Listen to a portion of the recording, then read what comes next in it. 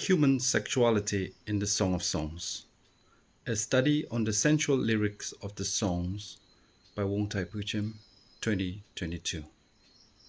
Published by CWI, New Delhi.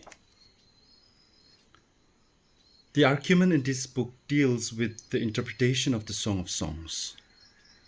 The researcher argues that the traditional allegorical interpretation was based on the negative notion about body-soul dichotomy, where matters of human sexuality were considered as an unwelcomed subject to be discussed in relation to any human spirituality. It thereby suppresses the literal message of the text and diverting it to allegory and other interpretive methods such as dramatic, political, or psychological and the like. As such, the research is primarily an investigation of the symbolism of human eroticism through the literal interpretation of the text. 4. The presupposition of the reader is that allegorical interpretation actually blurs the symbolical and positive interpretation. In other words, as far as the hermeneutical paradigms are concerned, there are biases in the reading of the text.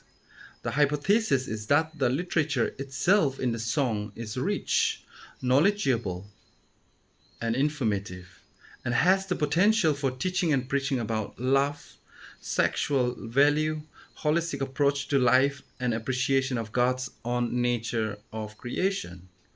Therefore, in investigating the socio-cultural life behind the poetic literatures and love songs of both the ancient West Asia and Israel is taken into account in the exegesis so as to throw light on the symbolic languages employed on the text. The first chapter elaborates the problem and the methodological concerns.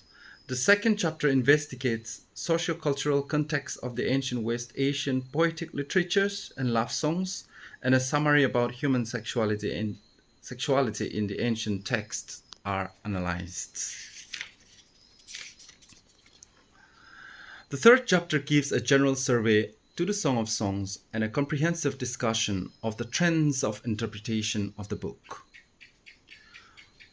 For contemporary analysis of the reader's opinion about the Song of Songs, a brief questionnaire along with calculated chart is attached in the appendix of the book. The fourth chapter is an exegetical study from the perspective of socio-cultural anthropology, giving interpretation of the symbolism of human eroticism in the text. The fifth chapter reflects upon the study that is done in the previous three chapters. This chapter analyzes the findings and elaborates on the implications and suggestions concerning the interpretation of the Song of Songs. It discusses the potential hermeneutical tools that could be applied in interpreting the text from the perspective of human sexuality, attitude to body-soul dichotomy, theology, church, and society. The sixth chapter is a general conclusion which comprises of few points that could be drawn from this research. I would like to thank Professor John Smutsnayakum for the inputs over this book, Reverend David Solomon Raju, the Hebrew language consultant in Chennai and Jerusalem, and Dr. Yaimi Maravi Neto for their contributions towards the final production of this work at Barcelona in Spain.